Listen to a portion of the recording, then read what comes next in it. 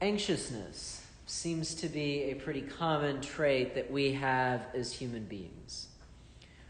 We're worried about all the things we have to get done, fearful that we might fail. We worry that we might not live up to the expectations of those around us, whether it is by our behavior being proper or just how people will think about how we go about the things that we do. Now, we're not alone in our anxiousness. And it's interesting in our gospel reading tonight because this is not the first feeding that Jesus has performed. In Matthew's gospel, it is, in fact, the second. And the other feeding happened just a chapter before the one we read just right now. So yeah, the disciples have seen this before. Now granted, before in the previous feeding, the feeding of the 5,000, the disciples went up to Jesus and said, hey, it's getting kind of late. We need to send these people on. And Jesus essentially says, no, we're not going to do that. You guys are going to feed them. And so they have, 5 loaves, 2 fish. And miraculously, that's enough to feed the entire crowd. Now, this feeding's a little different. And not just because before, when we fed 5,000, and now we're feeding 4,000. But this time, Jesus is the one who instigates maybe we need to do something about this. We hear that the crowd has been there for 3 days. 3 days without eating.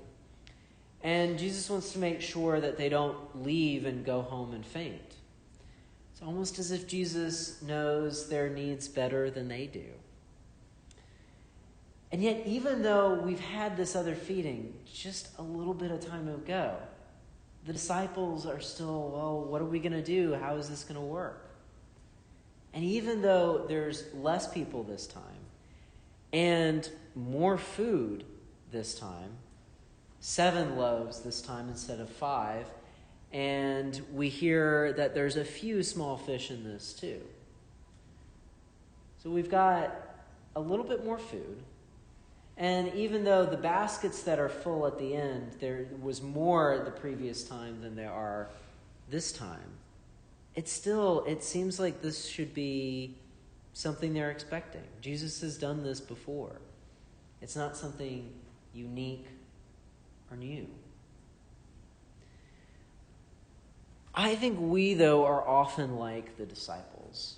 We get caught up in the busyness of it all. We get caught up in trying to make sure that all the little tasks that we need to check off are getting checked off.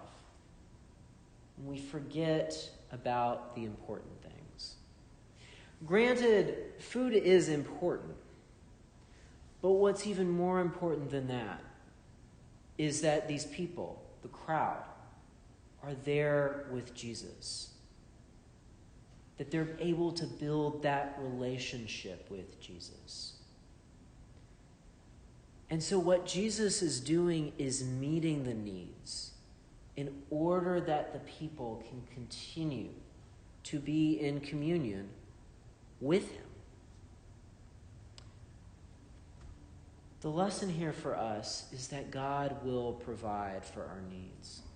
Even when we're not sure he will, even when it seems like it's impossible for God to do so, or perhaps even unlikely.